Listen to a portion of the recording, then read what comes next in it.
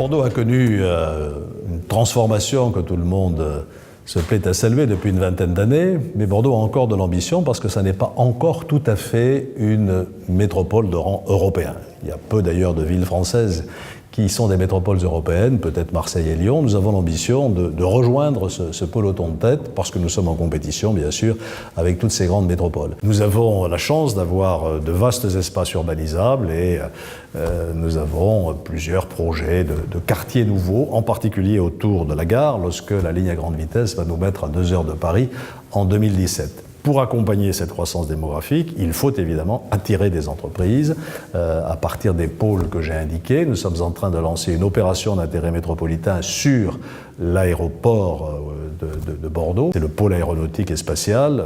Thales est en train d'investir 200 millions sur ce site.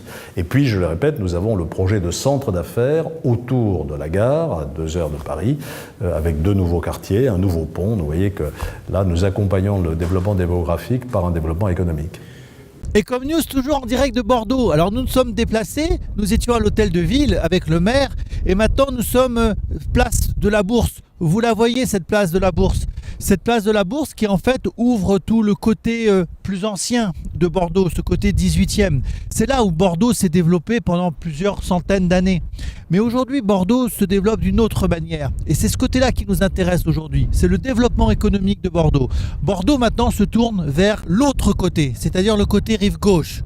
Alain Juppé, le maire, a décidé d'abord d'une part d'ouvrir complètement les quais, mais en même temps a décidé de pouvoir ouvrir de l'autre côté Bordeaux. Vous le voyez là-bas, c'est là où il y a toutes les grues. Des grues, ça a l'air de rien, mais en fait ces grues, il y en a presque une dizaine. Et ça représente des chantiers très importants. Plusieurs centaines de millions d'euros sont en train d'être investis de l'autre côté de Bordeaux. Ce complexe à la fois aéronautique et électronique qui fait de nous un des hauts lieux aujourd'hui de la créativité en France. Je peux le dire, je sais que c'est peut-être un peu prétentieux, mais en réalité c'est la réalité.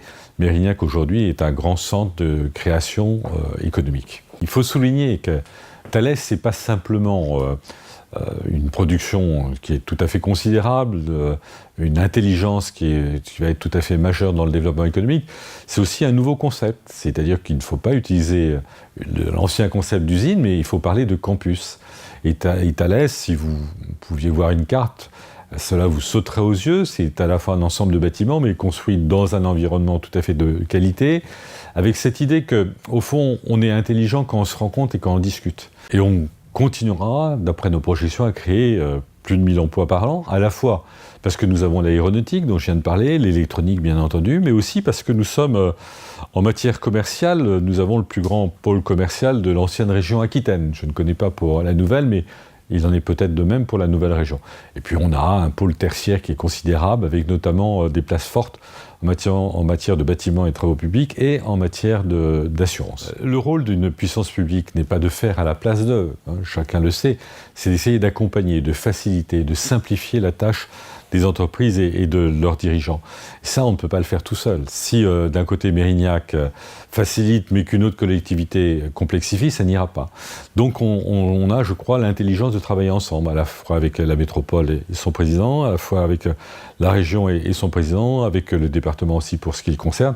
On arrive à faire une sorte de bloc girondin. Je crois que c'est assez typiquement girondin. Je me promène pas mal en France et je vois que c'est une spécificité. Ici, on est capable, même s'il y a des majorités politiques différentes, de dire on se met autour d'une table et on trouve des solutions.